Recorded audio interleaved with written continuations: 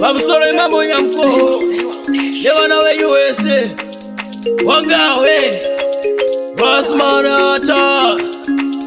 Hoye hoye gachangamire hoye Baitawa bawe matanda Tunuza tatanga Kupira batimu Mazinga uranda Chizio sio chenyuti Achimushanda Mungatige moto Mazumbe matanda Katile kandi shaure Kini mushauri Bamusha basi bapa Banona mutwai Amai waye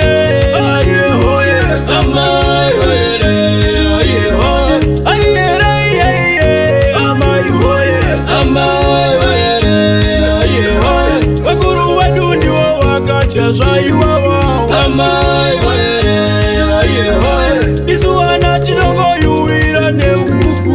Amai waye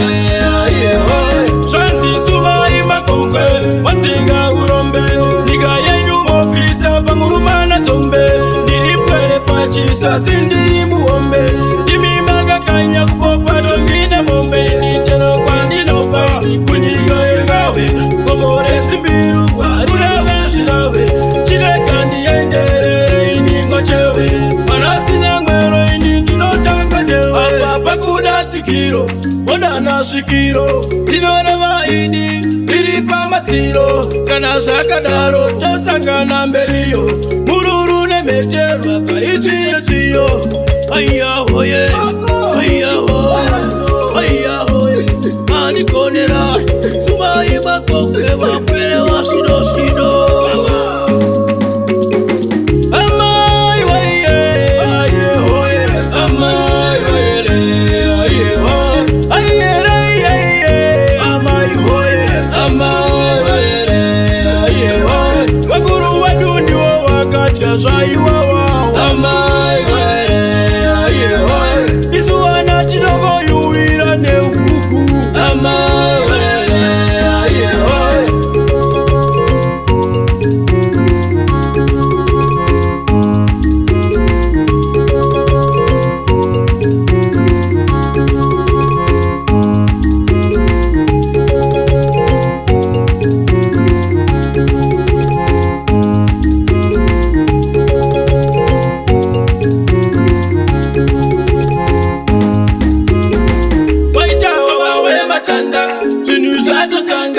Kupira batimu Mazinga uranda Chizio sio chenyuti Achimushanda Mungatige moto Mazumbe matanda Katile kandi shaure Kini mushauri Bamusha basi bapa Banona mutwai Amai waye